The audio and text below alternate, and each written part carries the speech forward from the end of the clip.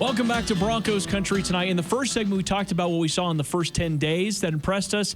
Now let's talk about what we want to see for the remainder of training camp. Got about a week left here in camp. You're going to have a Saturday practice out at the stadium, Ben. But let's talk a little bit about what we still need to see before this team begins the season against the Titans. What are you looking for? You're looking to see the defense continue to create turnovers in practice, except you're looking for the offense not to turn it over. It's one of those pendulum swing things. You want to see one thing, but you don't want to kind of see the other. The main thing you're looking for is to stay healthy. You're looking for guys to go out there, get good quality, solid reps in there, understand what it is that they're doing and why they're doing it, whether that's on offense or defense, and come away unscathed. That's really what you're looking for. But when you dig a little deeper, you do want to see the ball-hawking corners out there. You do want to see your quarterback taking advantage at times. You want to see your receivers running free. You want to see your running backs that extra pep in their step. I mean, there's a lot of things you want to see, but the main thing is the coming away healthy. I think that you're onto something because the Broncos at this point in training camp are dealing with a bunch of soft tissue injury kind of situations and some predominant guys, starters, but then also even some backups. Some guys, you had your first guy that's going to be out for the season in Justin Sternad, who'd been making some strides early in camp, obviously changing the way I viewed him. I thought he was going to be developmental special teams guy, but he actually was making a play to maybe even see some on-field time. So you don't want to see your depth tested too much. But let me ask you something like along those lines.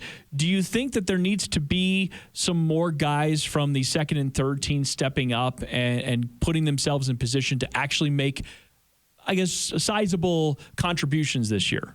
Well, you're going to have to see that. You're going to see additional injury concerns this year that you normally wouldn't because of the slow ramp up, or because of the quick ramp up rather than the small practice time.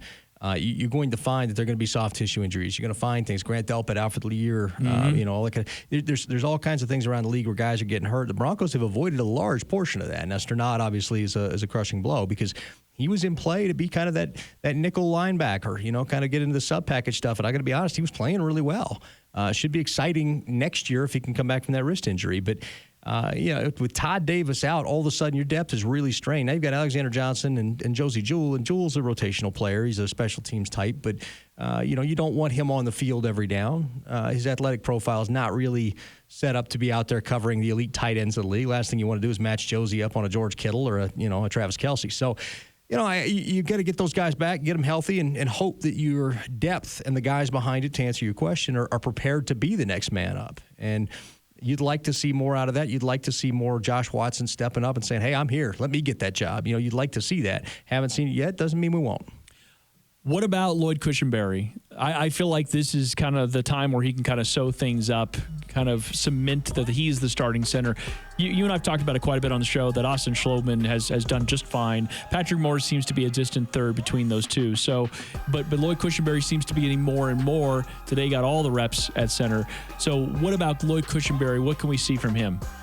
Well, if you'd asked me 4 practices ago, I would have said right now it's Schloman's job to lose. Now it's Cushenberry's job to lose. And that's not because Schloman has played poorly at all. It's that Cushenberry's finally come on and grasped some of the nuances and moved on up and made quality reps. I think the plan or the intent was always that he would win the job. But it's nice to see him going out there and taking it. Schloman was plenty serviceable. I thought he looked pretty good out there, to be honest with you. So I don't think that there's a center problem in that regard. But I'm happy that Cush is taking the job. I'm glad about that. You want to see your young guys that you just drafted step up and succeed like that. I think it makes the line better. And Schloman has the ability to play the guard position, so you can kind of back up all 3. And it gives you a little more versatility in terms of what you can do with your roster. Well, I'm going to throw something out because we were talking about in the first segment how it's been mostly balanced. The defense has won a couple of practices, but I can't say that I know for sure the offense has won a practice. Like, I haven't come away with saying, boy, the offense really dominated the defense. And maybe that's part because the defense is just that good. But what would it look like? Just live in this world with me for a second. What would it look like in a world? Cue the movie trailer, in a world. In the next 5 practices or so, where the offense actually wins the day, we come away saying, boy, the offense, they put it to the defense. What are you going to say about this team right now? I think that's a good look. I have plenty of confidence in this defense throughout the season. If the offense takes one from them between now and then, I'd be plenty happy about it. Give you a little more confidence in this offense. I do have confidence in the offense.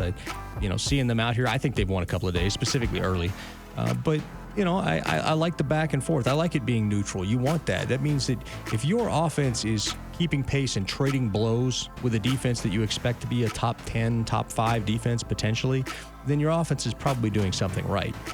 So not a lot of teams are going to be able to hang with this defense. The first opponent the Broncos have this year, the Tennessee Titans, didn't even make it across the 50-yard line well into the third quarter when Ryan Tannehill took over. So, I think that if your offense is able to move the ball, maybe not at will, but move the ball successfully and get some points in practice, I think that bodes well for you for the season. It seems like, though, if the offense is able to take those kinds of steps forward, that's only going to be better for the defense. When I say dominant, I mean, hey, you're not giving up sacks. You're not turning the ball over.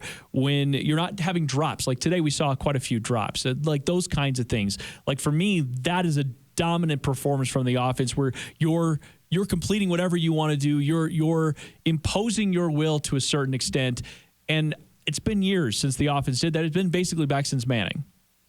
Yeah, it really has, and that's one of those things where you don't want to see one side of the ball imposing its will. You really don't want to see that, because what that tells you is that you have a deficiency somewhere. You want it to be fairly balanced, and as we've seen in camp this year, it's been pretty bad. There's been a day or two where the defense has put it to the offense. There's been a day or two where the offense kind of put it to the defense. But anytime you have a situation where one guy does it all camp, one side does it all camp, that bodes poorly for you for the season.